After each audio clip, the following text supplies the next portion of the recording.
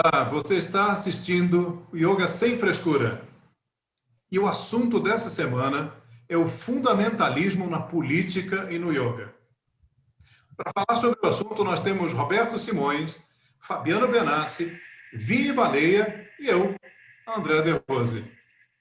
O fundamentalismo, ele geralmente está associado a uma série de ideias sectárias, inflexíveis, de um determinado tempo, sobretudo em relação à religião, e a gente vê que essa é uma expressão que denota um sentido sempre meio negativo, indicando assim rigidez, radicalismo, intolerância, negacionismo, que é a palavra, né, mais utilizada ultimamente, ou inflexibilidade de opinião ou compreensão. Então, a palavra fundamentalismo, ela também se associa a atos violentos, né, como terrorismo, regimes políticos teocráticos, né, podendo assim ser confundida com duas outras expressões, que é o fanatismo e o extremismo, ou ainda o sectarismo, né? Então, eu queria fazer uma pergunta aí para o nosso amigo Roberto Simões. Negar o formato esférico da Terra é o caso mais comum, né, que a gente vê na internet de um fenômeno que se define para essa época, que é desconfiar dos dados, enaltecer a subjetividade, rejeitar o que nos contradiz e aceitar e acreditar em falsidades. A gente percebe que cada vez mais a gente não pode convencer um fundamentalista. Então, assim, se a gente não pode convencer um fundamentalismo, por que isso deveria nos preocupar? As perguntas. Outra pergunta, Roberto, é quais os mecanismos psicológicos, sociais, culturais que levam essas pessoas a se convencerem dessa gigantesca conspiração? E, por fim, como é que isso se reflete no yoga, né? E aí, Beto, o que você tem a dizer? Você quer que eu escreva um livro sobre isso, não? Não, você tem 30 segundos. São perguntas bem simples para responder. Eu acho que assim, André, o fundamentalista vai sempre existir. Ele é a ala extremada do ortodoxo, né? Ou conservador, se você preferir. Por que a gente tem que se preocupar com ele? Não tem. Mas quando eles estão no poder, ditando as regras, aí tem que se criar uma resistência, né? E a resistência é construída no diálogo. Talvez aí responda já uma das suas outras perguntas, né? Não há diálogo, né? E o que mais pauta um discurso fundamentalista, né? Ou de extrema ortodoxia, a busca de um inimigo, André. Então, se tem alguma coisa que, no meu entender, um fundamentalista é fácil identificado, é que ele tem sempre um inimigo a ser combatido. Eu lembro quando eu lia alguns livros de história que diziam assim, cara, eu vi de longe que era um nazista, por exemplo, né, das histórias do Reich, pá. E eu falava assim, cara, como ele conseguia identificar um alemão nazista, né? E um outro alemão que era judeu, por exemplo. Cara, agora, depois de 4 anos de governo bolsonarista, cara, eu bato o olho de longe, eu vejo quem é Bolsonaro, tá ligado? E estes são um exemplo, não todos bolsonaristas, mas, enfim, talvez um Baleia discorde, eu até entendo que eles estão tentando ser um cara mais tranquilo. Eu vejo de longe esses caras extremistas, né? Eu consigo identificar pelo andar, cara, pela roupa que usa, assim. Então, é fácil identificar essas pessoas. São pessoas que têm muito medo do novo, medo do outro, medo do diferente. Então, o problema deles não é problema nenhum, né? Quando eles estão no poder, ditando as regras, colocando uma Damares num Ministério da Família, sei lá, se intitulam, então, pessoas do bem, isso é preocupante porque eles ditam as regras dos outros diferentes deles, né? Eles não conseguem entender que há outros e precisam governar para outros. Agora, trazendo isso para o yoga, e aí eu passo para vocês depois a bola. É possível identificar esses fundamentalistas, né, ortodoxos, extremistas no yoga? Cara, há muitos. Eu sacava isso ainda quando eu estudava na minha formação, logo depois que eu escrevi o livro lá, mas eu não tinha uma sacada que era tipo, era um movimento, né? Mas hoje, já depois, sei lá, 15 anos estudando yoga no Brasil, é muito claro, né, que há as verdadeiras seitas e igrejas do yoga, né? Seitas em geral tá ligado a uma figura carismática, não necessariamente uma igreja do yoga precisa ter uma figura carismática. A própria instituição é o que faz a galera se converter a ela. Ser, então, um extremado, pode ser um extremado da ortodoxia. Agora, a seita é o cara que se converte, não à instituição, mas um líder. Osho é o exemplo, para a gente não ficar em ninguém no Brasil, né? Osho é um exemplo. Ele não necessariamente tinha uma galera em torno da metodologia do Osho, mas da figura carismática que ele produz, ou produziu, ou produz ainda hoje, né? Então, é possível encontrar, né? É possível encontrar líderes carismáticos na política? Pô, tem um no governo. É possível encontrar, e um outro que foi expulso, né? O Moro, e dentre outros. É possível encontrar uma figura carismática dentro do yoga? Cara, muitos. As pessoas se convertem à narrativa hegemônica consensual dessa. Então, qual que é o problema de um ortodoxo? Nenhum. Nenhum. Mas quando ele se torna extremado, o seu séquito de devotos não consegue pensar em nada mais do que é construído de narrativa desse cara. Por exemplo, no nosso caso, a Terra plana, que a gente brinca, dá risada, mas tem um terraplanista aqui, cara, ele tem várias teorias da conspiração para deslegitimar sempre o inimigo. Seja a ciência, seja os astronautas da NASA, sejam as fotos que tem um ângulo que não sei o quê, é construído num deserto. Então, assim, se tem uma espinha dorsal, é a busca de um inimigo, porque sem um inimigo ele não sabe o que faz. Ele fica perdido sem um inimigo. E nos yogas, há muitos inimigos. Eu sou um inimigo de muitos ortodoxos extremistas do yoga, porque eu represento algo que é diferente, é novo, e defendo isso. E mais, há uma certa autoridade que eles abominam, porque se não é a autoridade do seu líder carismático, aí eles se perdem. Porque eles se perdem quando há mais de uma verdade. Quando há mais de uma verdade, esse extremista ortodoxo, cara, ele não consegue pensar claramente e ele vai buscar, então, retóricas de aniquilar quem ele acha que está impedindo ele ser feliz, samadhi, kaivalya, nirvana, moksha, resgatar a essência perdida do yoga. Há várias teorias da conspiração que, tanto na política brasileira quanto no yoga do Brasil, infelizmente, existe muito. Tá na onda agora para mim, eu passo para vocês agora, eu de receber direct de extremistas da tradição nata. Cara, antes era a galera extremistas do Vedanta. Hoje eu tenho extremistas dos natas escrevendo para mim, porque eu estou... Isso é muito interessante, né? Acha-se um inimigo a combater. Claro que o yoga não é tão organizado quanto a política bolsonarista, mas eles conseguem se reunir, assim, para gabinetes do mal, né? Para atacar de forma meio que orquestrada alguns. É possível pensar também isso nesse micro-universo do yoga. Posso entrar no meio da conversa aí? Eu acho que o que caracteriza não é a organização, é a desorganização. É o caos, sacou? O nosso governo, ele tem um guru, cara, que é o Olavo de Carvalho, que a intenção dele, cara, não é construir, é desconstruir. É você desconstruir o status quo, entendeu? O que já existe. Para eles, esse formato de política não existe. Para eles, existe realmente uma conspiração mundial que envolve China, que envolve Estados Unidos, uma loucura que é assim. E eles se retroalimentam, cara, dessa mentira, dessas fake news e dessa ideologia maluca que tem um cara por trás, que é um alucinado, que não é nada. Ele já foi astrólogo, já foi... Como no yoga. Os caras que são alguma coisa, eles não são nada. Sacou? Eles são guru de porra nenhuma, cara. Saca? Eles são guru de quê? Quem elegeu eles guru? Eles se autoelegem guru. E eles conseguem uma legião que legitima eles, cara. Sacou? Eles constroem os próprios sistemas de validação da legitimidade deles mesmos. De autovalidação, cara, deles mesmos, cara. Sacou? E eles vendem isso e a galera compra. Fala, André. Vini, parece que aquele pessoal que fica vociferando e agredindo tem mais chances de ser escutado, né? E assim, nós conhecemos, aliás, nós quatro conhecemos algumas pessoas assim, né? E eu e você, a gente é mais velho, a gente tem praticamente a mesma idade.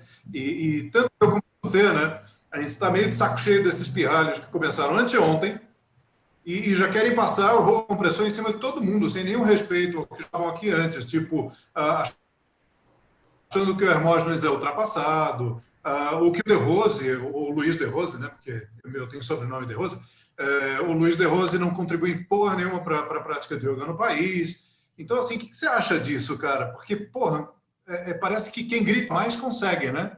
Parece que quem grita mais, parece até... Eu me lembro daqueles discursos do Hitler, cara, que ele dava aqueles berros, aqueles gritos.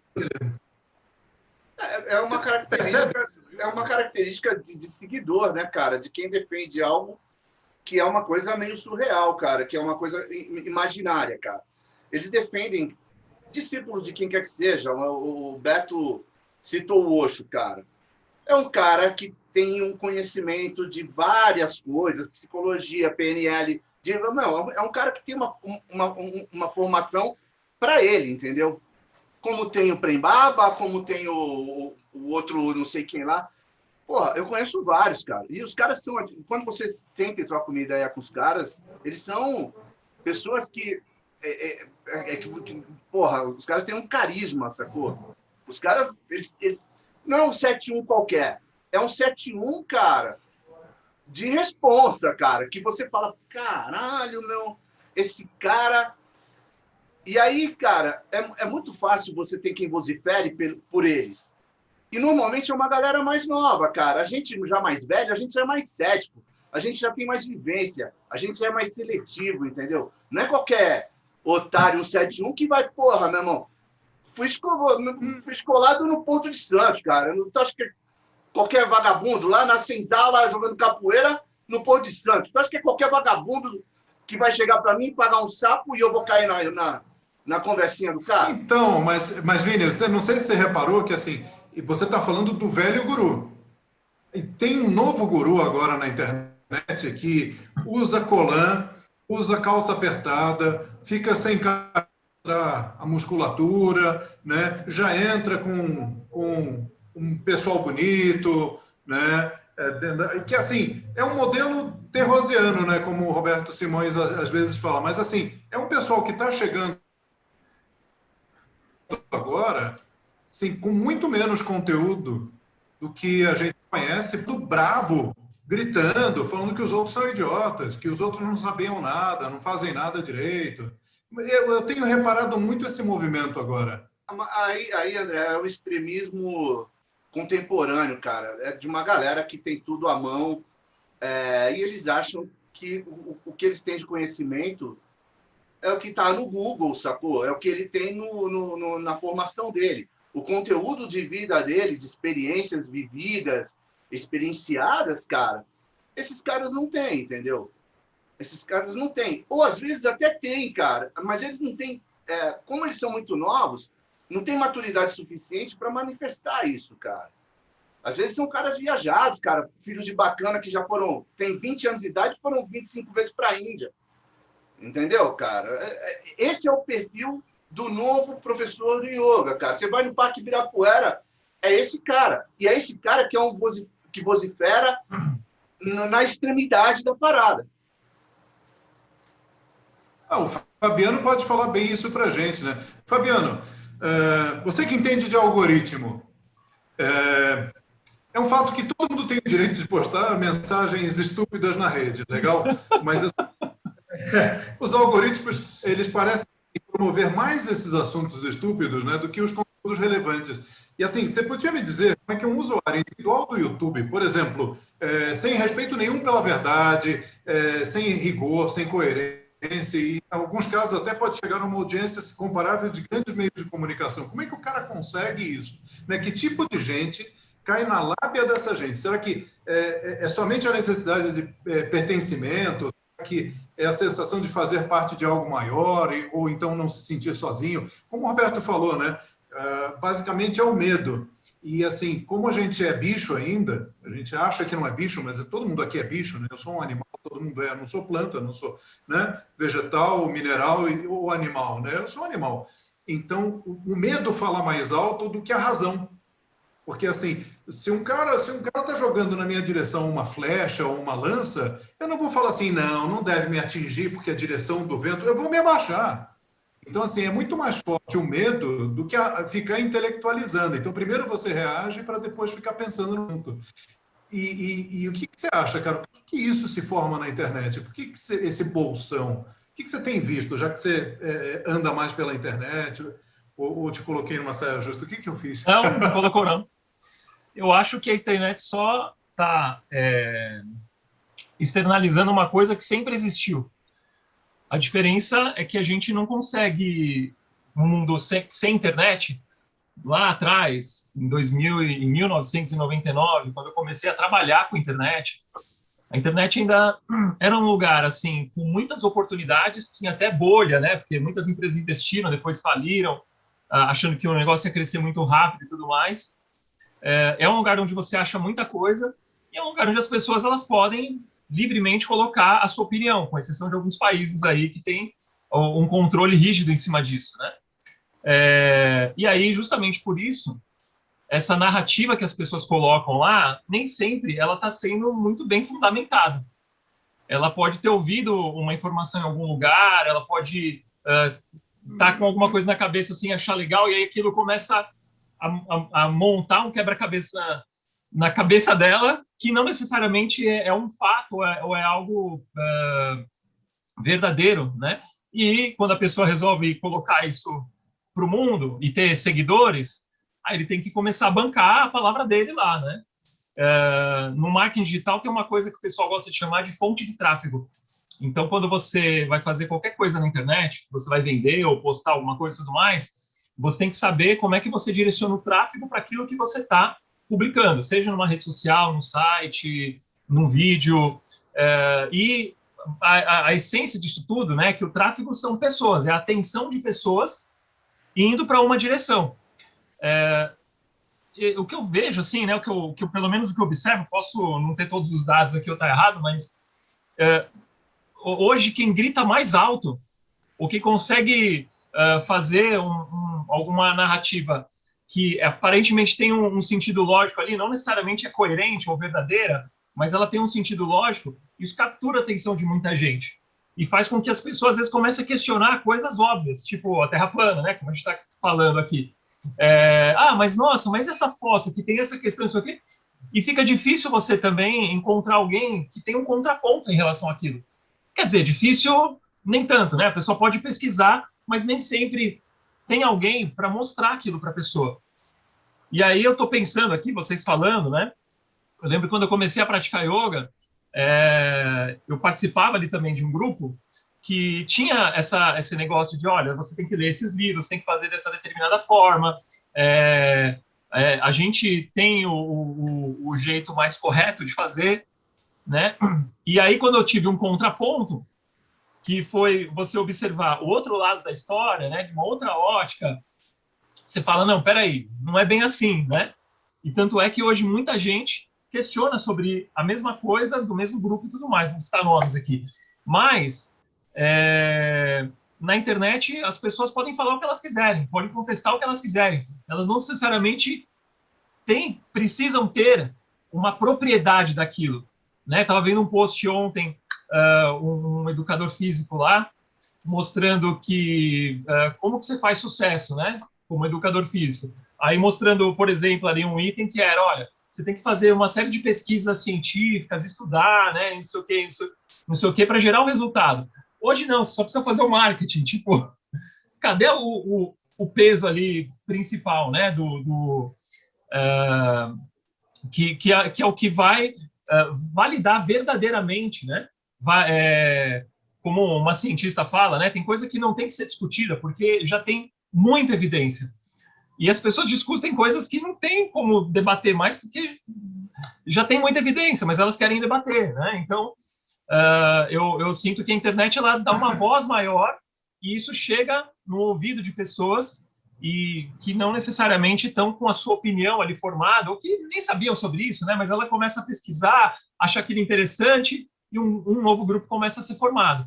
Principalmente porque hoje o celular, o smartphone, ele permite que a gente tenha um acesso muito mais fácil à internet. Está tudo na mão aqui, você está 24 horas conectado à internet, você recebe mensagem 24 horas, você recebe notícia 24 horas, você recebe os sininhos ali, né, que você marcou para ser notificado, você recebe no celular. Então, existe uma hiperconectividade. Mesmo que a gente não queira, você está conectado. E diferente de quando, por exemplo, eu comecei a trabalhar com internet. Mas você tocou num ponto... Hã? Mas você tocou num ponto muito interessante. Você tocou num ponto muito interessante agora. Porque, assim, basicamente, então, todos os negacionistas, eles se fazem negacionistas vendo outros negacionistas no YouTube. Porque, assim, muitas pessoas elas entram nessa porque elas já estavam assistindo vídeos sobre outras conspirações por causa dos medos interiores dela. E, assim, elas acabaram sendo atraídas por uma fake news qualquer. O ritmo de recomendações do YouTube e o sininho que você estava falando agora, né? Ele acaba se transformando numa espiral descendente, que, assim, rumo a conteúdos cada vez mais extremistas, manipuladores, tóxicos. Assim, é uma loucura isso, né? Não, assim, eu só comentar uma coisa a mais, né? Acompanhando essa questão do governo e tudo mais, eu gosto de ter a visão ampla das coisas, né? Então eu fico seguindo e participando de grupos que concordam, que discordam, que falam uma coisa, que falam outra, e é muito louco ver, assim, né? Os extremistas, eles são poucos, na verdade, mas eles gritam muito alto. Então parece que é muita gente, mas na verdade não é só o barulho, né? E na internet isso como é que é? Como é que isso acontece? Em forma de comentário, em forma de postagens, em forma de vídeo, em forma de contestação. E aí, claro, não vamos discutir por que isso acontece, né, os bastidores, os motivos, que a pessoa está fazendo ou não isso, se ela acredita ou não, se ela está fazendo... o motivo não importa, mas a questão é a voz fica muito mais o alcance acaba sendo muito maior, parecendo que nossa, muita gente está envolvida nisso. Na verdade, às vezes não é só barulho.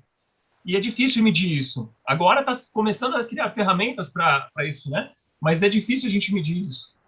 Então... Vini, o que você ia falar, Vini? Eu estava vendo aqui que o senso comum aqui na nossa fala foi o grito. Né? Todo mundo falou do grito, que essas pessoas extremistas, elas gritam. Agora, vocês já sacaram quanto tempo elas ficaram sufocadas? Porque eles sempre existiram, como o Beto falou, né? E quanto tempo elas ficaram sufocadas sem poder abrir a boca? E eu não estou falando só do extremista do lado direito, eu estou falando do extremista do lado esquerdo, que também gritou muito antes de entrar o Lula, sacou? Na real, cara, os dois extremos, eles são idênticos, cara. Eles são idênticos, só muda a retórica, só muda a narrativa. Mas o comportamento... A ideia. Muda a ideologia, lógico, mas o comportamento, ele é idêntico. Ele é idêntico. Os dois gritam, os dois não querem o diálogo. Tudo bem que o Lula era um cara... ele é um ser político. O Bolsonaro é um ser abominável. O Lula era um ser político. Sacou? Ele é um cara articulado, foi criado no meio da política. Ele foi forjado para ser um político. E eu não sou lulista, não, cara. Eu não estou defendendo aqui o Lula e nem condenando o Bolsonaro. Eu acho que entre o Brasil e a África tem um oceano.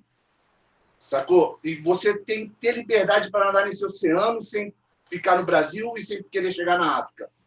Saca? Eu sou do oceano, cara. Muito bom, cara. Eu acho assim que também nós podemos pensar, tentando fechar um rolê aqui, né? Há fundamentalistas, que é o rolê que nós estamos usando aqui, tanto de um lado mais ortodoxo, quanto de um lado mais heterodoxo. Vamos pensar assim, tentando trazer para o yoga. A questão realmente é o não diálogo, né? Então, ninguém quer que um ortodoxo fundamentalista morra.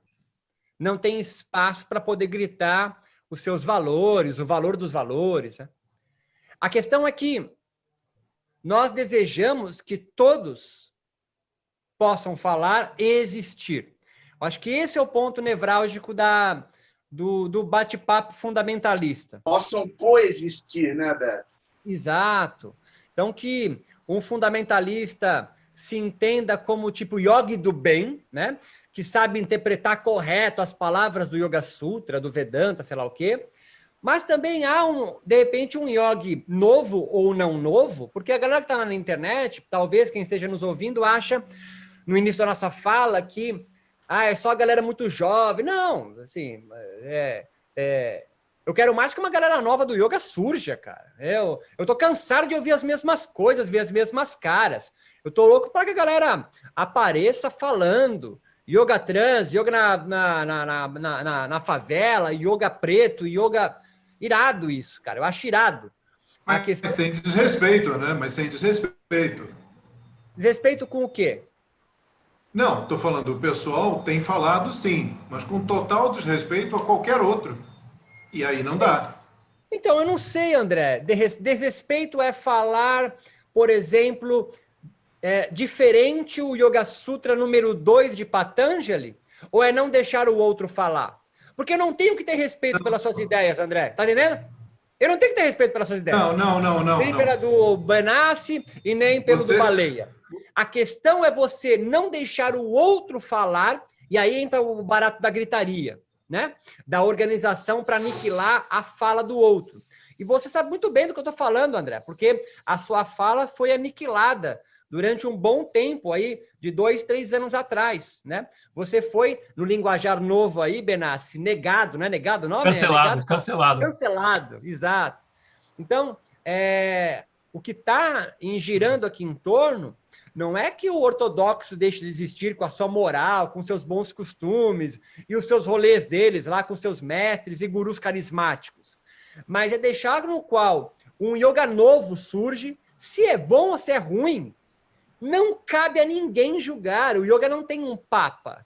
E mesmo se tivesse, sempre haverá tipo um Frei Beto com a teologia da libertação, tá ligado? Então, assim, mesmo a Igreja Católica, que é uma puta instituição, teve Lutero e Calvino que construíram uma versão totalmente diferente, que é a teologia da prosperidade. Tem a versão teologia da libertação. Cara, São Francisco de Assis não sentaria na mesa com Calvino e Lutero. Um cria protestantismo, teologia da prosperidade, se coaduna muito bem com o capitalismo, e o outro é um cara de chinelinho havaiana. Cara. Então, a questão é todos poderem falar no mesmo grau, na mesma mesa. Isso, em tese, Benassi colocou muito bem, a internet pode fornecer, né? É a mesma mesa, então a gente pode conversar. A questão é que os ortodoxos ou conservadores sempre serão maioria. Os ortodoxos conservadores sempre serão maioria. Mesmo no governo do Lula, ele teve que fazer acordos, e isso fez a Dilma cair, não, né? Com o centrão, tal do centrão fisiológico, qual o nome que se dá? Ou seja, fisiológico porque, cara, muda governo, ele está sempre ali, né? Ele é orgânico, né, cara? Então, os ortodoxos sempre haverão. Agora, os novos têm que surgir, porque sem os novos, sem essas caras novas, Benassi, Baleia, André, essa molecada nova, pensando, falando contra, né? Desrespeitando, André, por isso que eu estou falando desse rolê. É legal desrespeitar, desrespeita. Claro, não precisa xingar, né? Não precisa aniquilar a fala do cara. Mas eu falo, cara, não tem nada a ver aprender sânscrito para aprender yoga. Nem precisa. É um desrespeito. Olha o nome que se dá. É uma heresia aos mais ortodoxos. E aí me cancelam. A questão é, cara, tem um núcleo mais híbrido, mais plural, tem uma galera mais ortodoxas. Irado. Irado que tem ortodoxos, tem aqueles caras mais puristas. Mas quando estes ou aqueles se reúnem para aniquilar o outro, seja um ortodoxo, seja um mais... para frentex, né? Com calcinha coladinha, pá. Isso é ruim. Então, só para amarrar, eu passo para ti, André. Não tem nenhum problema do cara estar sem camisa, tá ligado? Tipo quarterback de filme adolescente, né, cara? Bonitão ou bonitona. O que é ruim para mim, não ruim porque eu quero que ele morra, mas é porque quando não cria nada, quando repete. Quando repete, para mim, dói na minha alma, sabe? Assim, é uma roupagem nova, mas você vê a fala, puta, é igual do teu pai, tá ligado o que eu quero dizer? Não que teu pai é um problema, mas é igual do Hermógenes. O cara não mudou nada, cara. E fica se vendendo como inovação. É um replicante. E às vezes esse cara nem cita a fonte que ele tá fazendo Ctrl+C e Ctrl+V. Isso para mim é foda. Isso é falta de caráter. O cara se inspira em tal pessoa, constrói algo e fala, eu tive uma inspiração. Não, tudo é matéria-prima, cita o cara, é legal, tem hombridade nisso, é íntegro, né? Quando o cara não cita, diz que é dele, porque ele foi para a Índia e encontrou um mestre que ninguém existiu, isso não é íntegro. Eu daria muito mais respeito ao teu pai, fala assim, não, eu criei, tiozão, eu criei, é irado que eu criei. Ou Hermógenes, cara, eu fiz aula no banheiro e inventei um barato, irado. Agora, quando começa a fazer... Pô, cara, já caiu a máscara de todos, né? Nós, yogis contemporâneos, a gente já tá cansado desse rolezinho, bababá, a gente já sabe? Já tivemos nome iniciático e tiramos, sei lá. Nós estamos cansados, né? Eu quero ver coisa nova, mas coisa nova de verdade, tá ligado? Não ficar copiando o Yoga Sampa do Baleia. Aí, eu criei Yoga Sampa. Pô, cara. O curso Yoga Contemporâneo. Tem cara, formação de Yoga Contemporâneo. Porra, cara, sério? Eu não vou brigar com ninguém, mas assim, pô, faz um barato novo, cria um rolê novo, cara. Aí sim é irado, cara. Pode me respeitar a mim, pode me desrespeitar. Eu quero mais que desrespeite mesmo, cara. Ô, Beto, cara, a gente tem essa visão mais aberta, que não se reflete só no yoga, que se reflete na vida, cara. Sei lá, talvez seja do lugar que a gente veio, da criação que a gente teve, a gente tem essa visão mais aberta. E quando você entra na rede para ver esses caras que estão sem camisa, de calcinha colada, e o caralho, meu irmão, o argumento do cara é o do cara lá atrás, velho. Não tem novidade, cara. A novidade é só a fachada, bicho. Uhum. E realmente isso, cara, é o pé no saco, moro? Porque assim... Porque o cara não tá mudando nada, ele é um conservador com uma nova roupagem, cara. Fechou. É isso que eu tô falando. Exato. No fundo, ele é um puta conservador, Ele é um puta conservador, cara. E às vezes até fundamentalista. Só mudou o mestre dele, mudou a forma como ele leu o Yoga Sutra, mas não tem nada novo, cara. Não que precisa ter alguma coisa nova, mas se vende como novo, então, pô, traça uma rota de fuga, cria um barato mesmo, porra. Tem que ter algo novo, cara. Meu irmão, o mundo mudou. O mundo tá mudando a cada segundo, cara. Não é possível que você leia o Yoga Sutra de Patanjali, cara, com a mesma visão que eu li. Hoje, se eu ler o Yoga Sutra de Patanjali, eu vou ficar muito puto se eu tiver as mesmas interpretações que eu tive há 20 anos atrás, quando eu li a primeira vez. Exato. Não é possível que a minha vida não tenha mudado nada, que eu não tenha mudado nada, que aquilo represente exatamente a mesma coisa para mim, cara. Se for, cara, eu sou merda, cara. Então, isso aí chama dogma, quando não muda. Aí você é um convertido do yoga. E aí, quando eu falo que a porra do yoga pode ser uma religião, ficam puto comigo. E aí me cancelam. É possível se converter. É possível se converter. Não, fica assim, não. Fica Há assim, diversas... Todo mundo te ama, todo mundo te ama.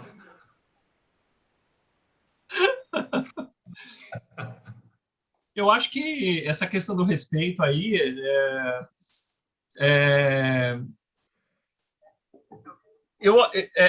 você pode até... Não, então, é que eu estou formulando aqui a frase. Eu acho que a gente pode até... Eu quero ser respeitado. Eu quero ser respeitado lá pra casa do caralho, ser respeitado porra nenhuma. Não, quando você deixa o cara falar, você tá respeitando, entendeu? Tipo, eu entendi o que você quis dizer. Eu tô ligado, tô enchendo o saco. Não, agora, eu acho que o que o André quis falar, cara, é o seguinte, que é uma coisa que essa galera mais nova não tem mesmo, cara, que é o tal do parâmpara, cara. Saca? Eu sou um cara que, porra, eu respeito o meu professor de jiu-jitsu, meu primeiro professor de natação, o meu primeiro professor de capoeira. Eu reverencio esses caras, sacou? Eles fazem parte do que eu sou, cara. Quem eu sou hoje, cara, é uma concha de retalho de quem eu passei a maior parte da minha vida, que foram esses caras, bicho. Eu fiz esses esportes a minha vida inteira. Eu fiz taekwondo, sou faixa preta de taekwondo. Porra, cara, meu irmão, eu tenho que reverenciar o Tanei, cara. Saca? Porra, eu fui nadador, pô, eu tenho que reverenciar os técnicos que eu tive, cara. Porra, eu joguei capoeira com parada, com sombra, o Beto também. Porra, cara, não tem como eu não reverenciar esses caras. Não, mas tem Agora, no yoga, velho, na boa, cara, tudo bem, mas assim, porra, eu me considerar um mestre de yoga, cara, é muito louco, sacou? E querer que alguém preste reverência para mim. Isso tem que ser uma coisa natural, cara. Se o cara... Não, mas... Fala. Não, continua. Termina aí o raciocínio. Esse cara que, assim, às vezes não presta uma reverência a você porque não sabe nem quem é você, sacou? Não sabe nem o que você tem publicado, como talvez não saiba o que o Beto tem publicado, e o legado que vocês deixam dentro do yoga, seja de anos atrás, ou seja, o André tem um livro que, para mim, cara, é um livro para posteridade no yoga, cara. Sacou? O Beto também, cara. Vocês têm uma contribuição para a história do yoga. Então, quem está dentro do yoga deveria ter obrigação de saber quem é André De Rose e de saber quem é Roberto Simões. Pelo legado de vocês, pelo conteúdo de vocês. E aí o cara, ele presta uma reverência e um respeito. Se o cara tiver afim, se ele achar que o que vocês publicaram é uma merda, foda-se vocês, sacou? Mas, assim, eu acho que deveria ter pelo legado de vocês. Mas não por uma imposição, por eu ser mais velho, ou por eu ser um professor, ou por eu ser... Talvez algum aluno meu ache que eu seja um bom professor, cara. E tá tudo bem pra também. glorificar de pé, igreja! Mas você sabe que eu tava lembrando... Daqui a pouco a gente vai ter que chamar alguém da Bola de Neve aqui, cara. Já peguei essa prancha ali atrás, ó. Yoga de neve, yoga de neve.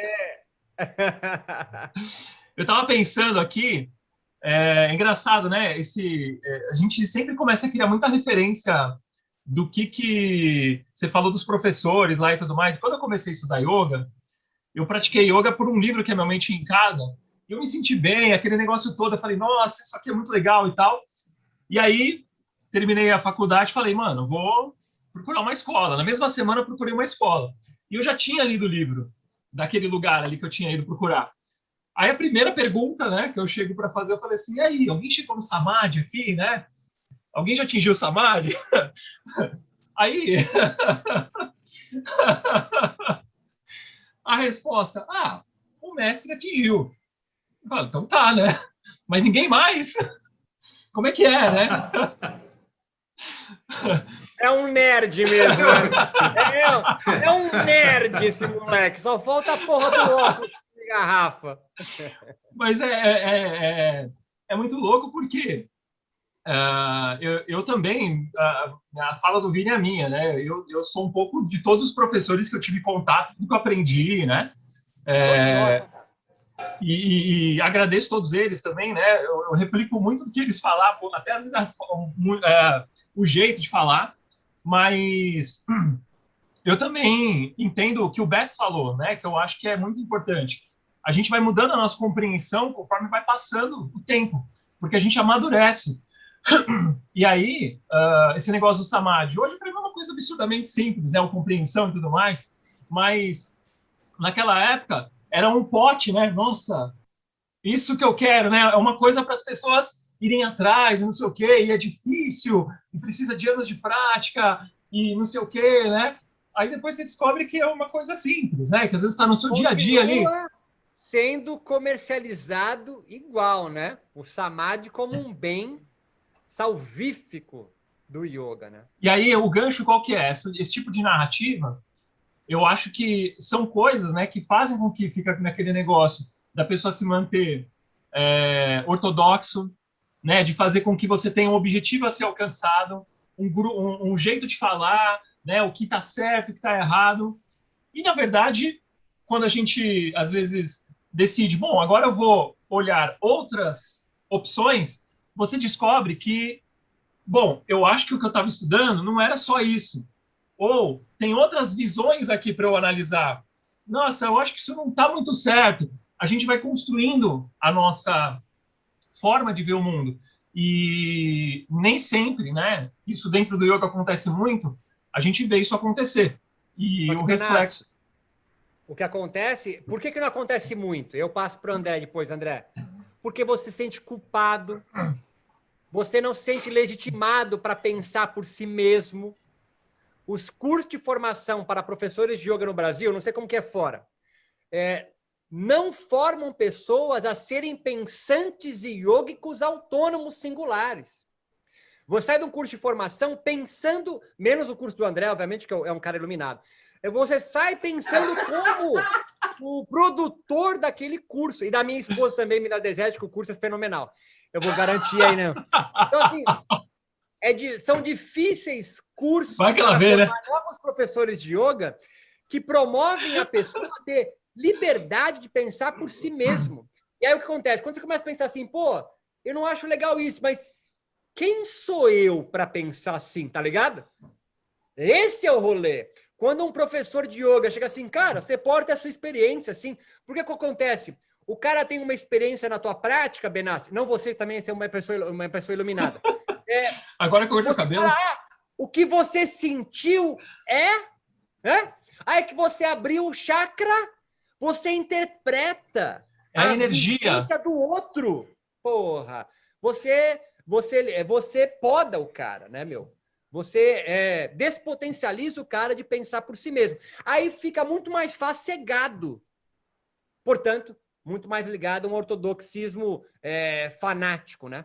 Diga aí, André. Deixa eu fazer um parênteses rapidinho aqui, fora do assunto. Pessoal que está assistindo... Vai, Vini. Pera aí. Pessoal que está assistindo aqui o programa, só para a gente fazer um parênteses aqui. A gente vai começar a trazer pessoas para serem entrevistados. Então, a ideia aqui, né, antes essa possibilidade não acontecia porque a gente fazia tudo presencial, tinha uma questão de agenda, que o Roberto morava em outra cidade, e aí o pessoal falava, mas só tem homem aqui também, é uma crítica, né, que a gente recebe, não traz outras pessoas para participar, então a gente tinha essa dificuldade. Agora, online, a gente está começando a montar aí um esquema para poder trazer pessoas entrevistadas. Então, se você quiser falar de algum assunto, ou melhor, se você quiser ver algum tipo de assunto, algum tipo de pessoa que você acha legal, comenta aqui embaixo e dá uma dica para a gente aí e se organizando, tá bom? Vai lá, André. Traga a pauta do Yoga Sem Frescura para a gente, não é isso? Isso, boa. O que o Beto estava falando... Trabalhe para a gente. Em relação... Vai, Vini. O que o Beto estava falando em relação ao curso de formação, cara, de professores de yoga, isso nunca se restringe, cara, a só o curso de formação de professor de yoga. A gente tem um modelo de ensino formatado para o aluno não pensar. Seja na PUC, na USP, na casa do cacete, meu irmão. Tem um professor que fala e o aluno escuta. A participação do aluno, o processo interpretativo e participativo do aluno, no formato de ensino que a gente vive, não existe, cara. O Beto sabe, o Beto é um cientista, cara. É um acadêmico, cara. E eu estou falando bobagem ou é a real, Beto? Não, é isso mesmo, Vini. Assim, é difícil você encontrar um sistema educacional no que forme seres pensantes, né? A filosofia, que seria uma disciplina mais ligada a formar seres pensantes, na verdade, no Brasil, você fica aprendendo o que outros filósofos pensaram, mesmo numa graduação em filosofia, né? Aí você vira especialista em Kant, especialista em Nietzsche, especialista em não sei quem, e você não pensa por si mesmo. Isso é uma crítica muito forte hoje na academia pensada, né, da filosofia brasileira, né? O que nós somos, filósofos brasileiros, se perguntam, uma pequena parte, sobretudo na Unicamp. Somos reprodutores de filósofos europeus ou o Brasil tem uma filosofia própria, né? Essa é uma pergunta que o yoga pode se fazer. Nós somos replicadores de yogas de matriz indiana ou no Brasil nós conseguimos pensar o yoga filosoficamente por nós mesmos, né? Essa é uma pergunta interessantíssima. É muito mais interessante pensar nisso no curso de formação do que o que é samadhi com semente ou samadhi sem semente ou como monta o Trikonasana. Essas são perguntas muito mais interessantes que eu não vejo acontecer, exceção do curso de formação da minha esposa, que realmente acontece, porque... E do André é que é uma pessoa excepcional. O André é o tio Chico da família Adas do yoga. Você sabe que esse tipo de questão eu coloco há muito tempo nos cursos. E eu falo para as pessoas assim, até que ponto, né, o yoga veio se desenvolvendo e criando tantas vertentes. Quer dizer, a gente segue alguém. que segue alguém que seguiu alguém. Mas em alguns momentos do yoga existiram pessoas que tiveram epifanias, tiveram movimentos muito contrários àquilo que estava sendo feito, tanto com o yoga que é o yoga considerado o yoga épico, quanto no yoga de Patanjali, quanto no yoga dos tântricos. Então, assim, a gente teve isso, e teve no yoga moderno, né? O yoga contemporâneo está com muita falta disso, você está com muita gente que eu chamo de shastros, né? São pessoas shastras, eles vivem citando os shastras. Então, são os shastros completos, porque e quando alguém vem me citando o shastra, eu falo assim, peraí, calma, qual é a sua opinião sobre isso? Não, porque o shastra, eu não quero saber do shastra, qual é a sua opinião? O que você acredita, o que você aceita, qual a sua ideia sobre isso? E as pessoas não me dão. Então, assim, tem muito pouca gente com a gente falar assim, como o Roberto já falou, né? Vem comigo. Você acredita em mim? Vamos lá, vamos comigo. E as pessoas têm esse medo. E toda vez que aparece a cabeça é cortada. O pessoal fala mal. O pessoal fala, ele não sabe nada. Como não sabe nada? O cara treinou anos daquilo, ele não sabe nada. Ele desenvolveu uma metodologia, ele não sabe nada. Então, assim, o próprio yoga moderno não tem a menor semelhança com o yoga que era praticado no passado e de onde surgiu essa mudança? Como é que surgiu essa mudança? Ninguém nem percebeu, ninguém nem questiona hoje em dia, falando que esse yoga que a gente faz hoje em dia é milenar. E a gente simplesmente, quando vai pesquisar, não acha essa porcaria lá atrás, né? Então, vamos incentivar, sim, o diálogo. E quando eu estava falando para você que as pessoas não respeitam, era com relação ao que o Baleia falou agora há pouco. Eu respeito tremendamente, eu fiz arte marcial também, o meu mestre, mesmo que eu tenha superado ele. Agora, eu respeito o mestre da outra linha também. Eu não vou falar que ele é um bundão e vou lá falando, não vou, eu vou respeitar o cara porque ele é o mestre daquela linha. Ele pode ser inferior ao meu mestre, ele pode ser inferior, mas ele continua sendo mestre. Entende? Essa hierarquia, essa cadeia de respeito, ela está se perdendo completamente no yoga. E pode ser uma coisa de velho, né? Eu não te chamei de velho não, tá Baleia? Mas assim, não, tem a mesma cara. idade, mas pode ser uma coisa Eu de já velho. tô acostumado, cara. Porra. Posso falar uma parada, cara? Assim, analisando o yoga hoje, essa molecada do sem camisa e do shortinho de lycra, eu vejo eles querendo uma volta ao yoga tradicional no extremo, sacou? Seja no Vedanta, nos Shastras, seja nos natas tântricos, cara. Sacou? Então você vê hoje, cara, um espaço grande que permitiria as pessoas estarem pensando e estarem praticando um yoga nem Vedanta, nem tântrico, já que você tem essa possibilidade. Você pode fazer o yoga do Baleia, cara. Você pode fazer o yoga do Benassi, cara. Sacou? E tá tudo bem, cara. E é yoga também. Mesmo que não seja tântrico e que não seja Vedanta. Que eu quero que o Vedanta se foda e os tantras também. Entendeu? Então, cara... A tua fala é o seguinte, cara. O que é tradição, Baleia? Né, André? O que faz algo ser tradição? É o eu sei o que é. Vida? Né? O que faz algo ser tradição ou não? Essa é uma pergunta que poucas pessoas se fazem, né? Uma outra pergunta interessante. Por que o Darshana Yoga, né, de Patanjali, ou Patanjali Yoga, é clássico, né? Por que a tradição Hatha Yoga, e depois eu pedi para você falar Hatha Yoga corretamente, André, o Hatha Yoga dos Natas é tradicional. Por quê? Por que o Yoga Terapia de Hermógenes não é? Porque não tem matriz indiana? Esse tipo de discussão não é realizada, né, cara? Fala aí, Hatha Yoga aí, André. Espera que eu vou gravar.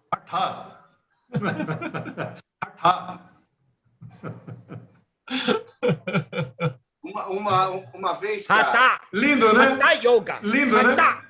Não, é japonês essa porra aí, caralho! É japonês essa porra aí! Hatha Yoga! Não, veio do Irã, né? E que passou pelo Japão. E aí não, tem veio do Egito.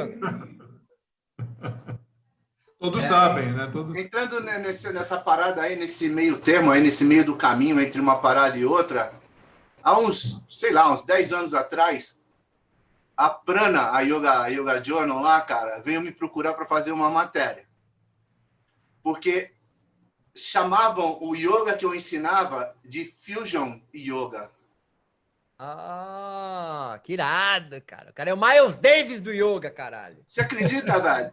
E era eu, a matéria era comigo, com o Sandro Bosco, que é um professor tradicional, cara. Aí, Com o cara, Osni e com a Paramatma Cris, cara. Vocês lembram da Paramatma? Aham. Lembra? Eram nós 4, cara. A matéria foi com nós 4 na Yoga Journal. E chamava Fusion Yoga. Nossa. Os caras que estão fazendo um yoga híbrido, pegando a tradição e o moderno, cara. Aí, tá Sacou? na vanguarda, Baleia. Porra, sou foda, malandro. Foda, Baleia. Caralho, meu. Você é o cara da vanguarda. André! Fecha o rolê aí, André. Olha, Eu gente, pensei, já o Roberto deu falou. tempo, né? Já. Deu pra caramba. Oi? Já deu. Gente, vamos encerrar então aqui o Yoga Sem Frescura. Como sempre, Roberto Simões, Vinícius Baleia, Fabiano Benassi e eu, André De Rose, nos despedimos de vocês. Fabiano, o jabá aí, Fabiano. Galera, deixa aí nos comentários. Eu chamo galera, eu lembro da minha filha. Oi, galerinha! Ela vem nos vídeos. Toda hora isso, gente.